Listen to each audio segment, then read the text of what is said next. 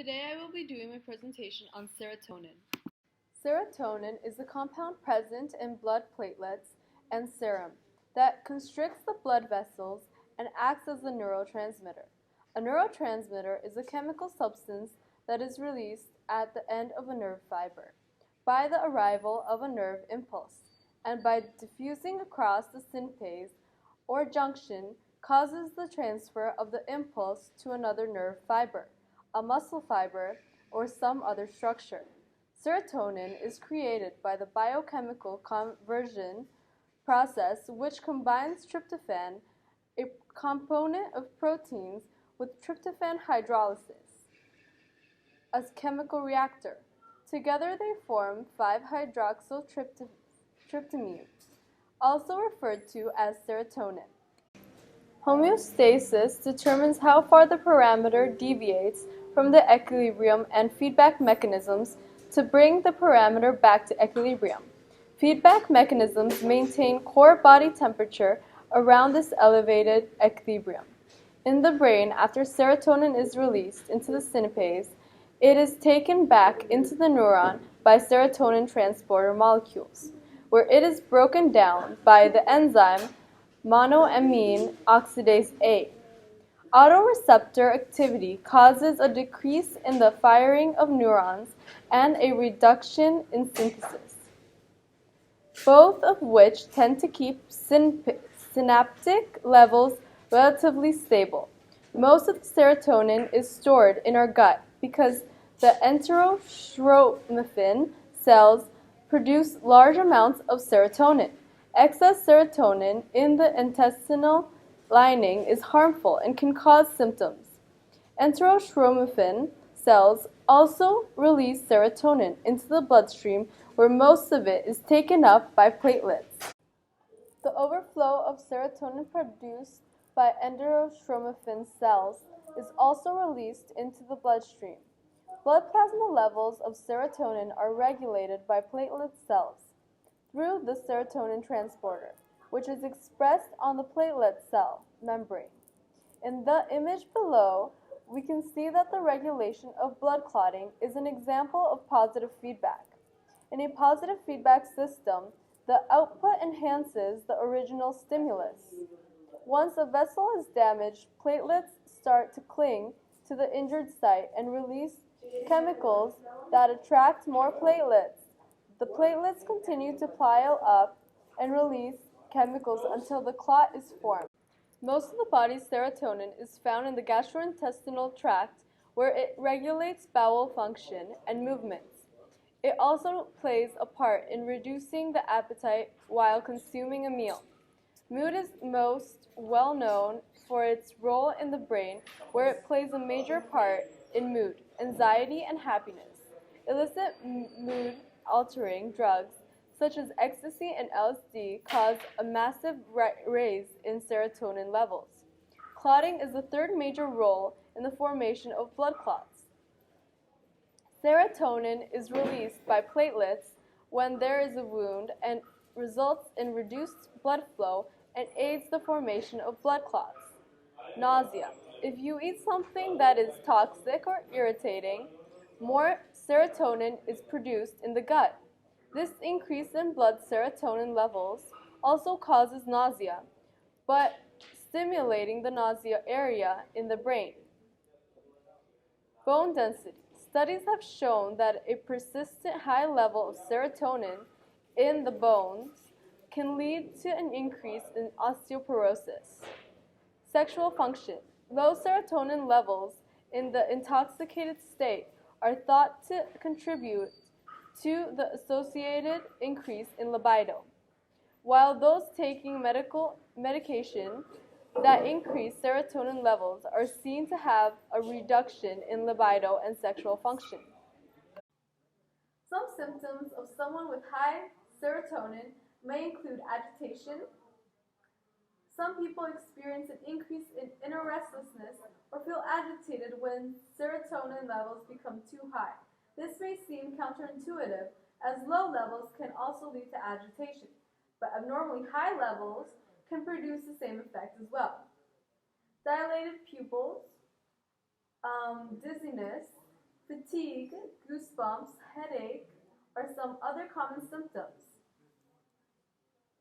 High levels of serotonin can also increase the blood pressure, and in some cases may cause a permanent condition known as pulmonary hypertension.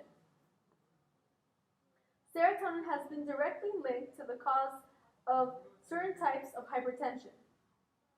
It is recommended to keep serotonin levels within a safe range.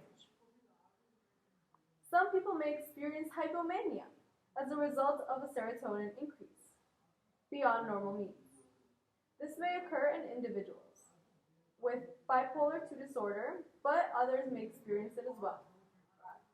This is characterized by significant talkativeness, socialization, euphoria, and risky behaviors, known as mania, which is an example also of excess speeding. In some people, mania may be triggered by high serotonin levels, while mania may be more likely to occur among those with bipolar disorder. Artificially elevated serotonin as a result of pharmaceuticals may also cause temporary mania. A rapid heart rate is also another symptom. Relaxation. For certain individuals, the relaxation response is enhanced by mild to moderate elevations in serotonin. This is what tends to reduce various types of anxiety and phobias. The serotonin elevation helps the person stay calm and remain relaxed in situations that would otherwise stress them out. Restlessness, shivering, sweating, and weight gain are also other symptoms associated with serotonin high levels. More fatal symptoms include confusion. A serious symptom that may emerge is that of mental confusion. The person may struggle with memories, conversations, and may appear to be acting drugged. In some cases, high levels of serotonin are fatal and could end a person's life. Some people develop severe diarrhea from serotonin toxicity. This is a neurotransmitter that is found in the gastrointestinal tract and may be involved in digestive processes. Too much serotonin disrupts the gastrointestinal tract and can result in diarrhea. It is common to experience changes in blood and body temperature as a result of serotonin syndrome. Individuals might experience body shivers as well. It was already mentioned that you may experience an increased heart rate, but you may also experience an irregular heartbeat, which is problematic. An irregular heartbeat may put excess strain on heart functioning. Losing balance quite easily is also a symptom. Muscles may twitch excessively as a result of serotonin elevations. In extreme cases, some people respond to serotonin increases by having seizures. Some people may end up fainting or becoming unconscious if serotonin levels are too high.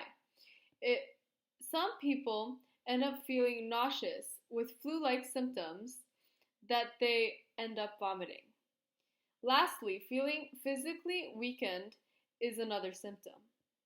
Some ways of reducing serotonin includes activated charcoal, an obvious intervention for preventing high serotonin after ingesting too many antidepressant drugs or a combination of antidepressants. Certain dietary strategies can help reduce the amount of serotonin, including substances like gelatin and collagen are thought to help decrease the production and absorption of serotonin. A lower carbohydrate, higher protein diet should help reduce serotonin levels. There are several drugs that doctors will administer patients with abnormally high levels of serotonin. Most commonly administered are 5-HT2A antagonists, which help reverse the effects of serotonin toxicity. A couple of common used 5-HT2A antagonists that doctors prescribed for individuals with abnormally high serotonin includes cyroheptadine and chlorpromazine. Supplementing branched chain amino acids can decrease serotonin levels. Individuals should consider supplementing L-tyrosine or a dopamine substance as it may counteract the effects of serotonin. There are several conditions and situations in which a person may end up with abnormally high serotonin. The most common cause of high serotonin is from taking antidepressants. Mixing multiple antidepressants or exceeding the recommended dosage guidelines of the current medication may result in serotonin syndrome.